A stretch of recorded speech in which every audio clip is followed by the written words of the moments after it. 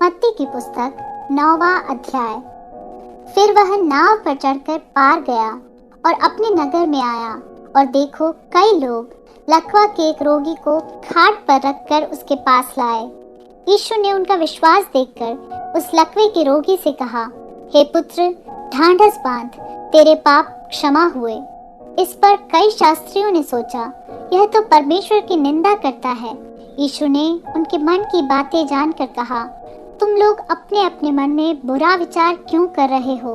सहज क्या है, यह कहना तेरे पाप क्षमा हुए, या यह कहना उठ और चल फिर? परंतु इसलिए कि तुम जान लो कि मनुष्य के पुत्र को पृथ्वी पर पाप क्षमा करने का अधिकार है। तब उसने लकवे के रोगी से कहा, उठ, अपनी खाट उठा और अपने घर चला जा। वह उठकर अपने घर चला गया। लोग यह देखकर डर गए और परमेश्वर की महिमा करने लगे, जिसने मनुष्यों को ऐसा अधिकार दिया।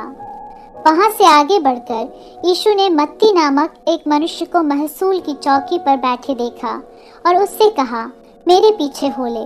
वह उठकर उसके पीछे हो लिया।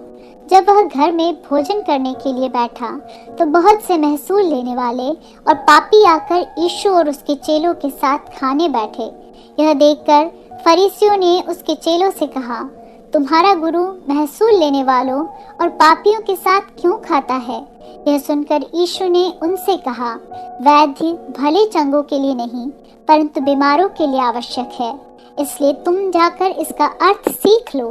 मैं बलिदान नहीं परंतु दया चाहता हूँ, क्योंकि मैं धर्मियों को नहीं परंतु पापियों को बुलाने आया हूँ।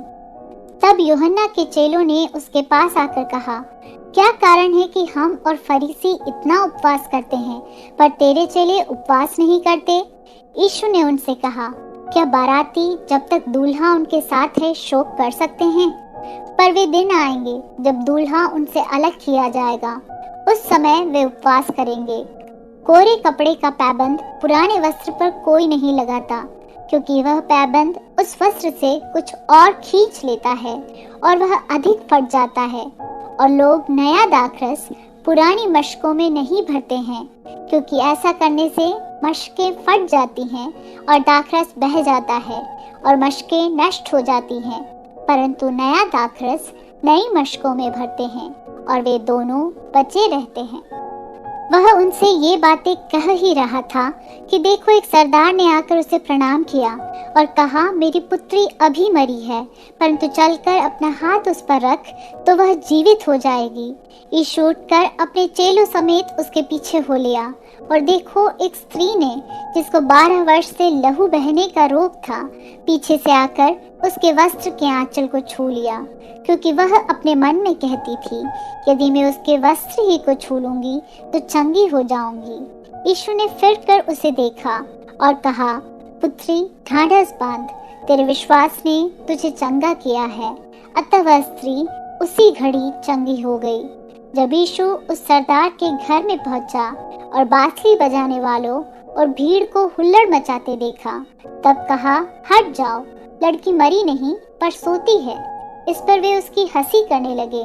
परंतु जब भीड़ निकाल दी गई तो उसने भीतर जाकर लड़की का हाथ पकड़ा और वह जी उठी, और इस बात की चर्चा उस सारे देश में फैल गई। जब यीशु वहां से आगे बढ़ा तो 2 अंधे उसके पीछे यह पुकारते हुए चले, हे दाऊद की संतान, हम पर दया कर। जब वह घर में पहुंचा तो वे अंधे उसके पास आए और यीशु ने उनसे कहा, क्या तुम्हें विश्वास है कि मैं यह कर सकता हूँ?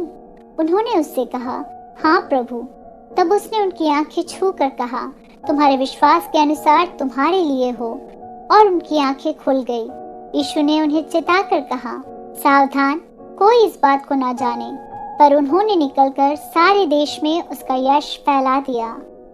जब वे बाहर जा रहे थे तो देखो, लोग एक गूंगे को जिसमें दुष्टात्मा थी उसके पास लाए, और जब दुष्टात्मा निकाल दी गई तो गूंगा बोलने लगा। इस पर भीड़ ने अचंभा कर कर कहा, इज़राइल में ऐसा कभी नहीं देखा गया। परंतु फरीसियों ने कहा, यह तो दुष्टात्माओं के सरदार की सहायता से दुष्टात्माओं को निकालता है। यीशु सब नगरों और गांवों में फिरता रहा और उनके आराधनालयों में उपदेश करता और राज्य का सुसमाचार प्रचार करता और हर प्रकार की बीमारी और दुर्बलता को दूर करता रहा।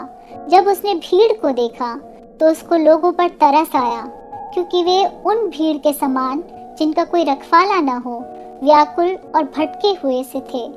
तब उसने अपने चेलों से कहा, पक्के खेत तो बहुत हैं, पर मजदूर थोड़े हैं। इसलिए खेत के स्वामी से विनती करो कि वह अपने खेत काटने के लिए मजदूर भेज दे।